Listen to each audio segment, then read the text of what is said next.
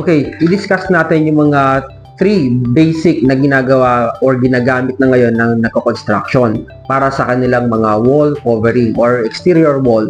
So number one, ang pinaka-common is CHB, which stand for Concrete Hollow Blocks. Number two is yung precast naman. So yan, almost yung plaster nila is finished na. Then ikakamada nila, then bubuhos nila yung concrete dun sa loob ng precast nila. And the third one, pang mass production naman, usually sa mga gumagawa ng mga development, mga subdivision, ito namang CIP. Ano yung CIP?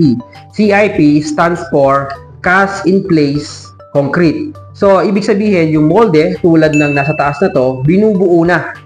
Once nagawa na nila yung kanilang foundation, lahat ng mga pagpapatungan ng mga formworks na yan, first floor, binubuo lahat ng wall na pwedeng buhusan right after magawa nila yung kanilang form na nakapin na lahat. So once nakagawa na, nakaporma na lahat yan, darating yung kanilang ready-mix concrete, then ipapasok na lahat ng mga concrete dito sa loob ng kanilang CIP forms. Then after that, tatanggalin yung mga CIP forms na yan, and the following will be the second floor connection naman. So, yun yung pinakamabilis na way pagka gumagawa ka ng mass production na bahay.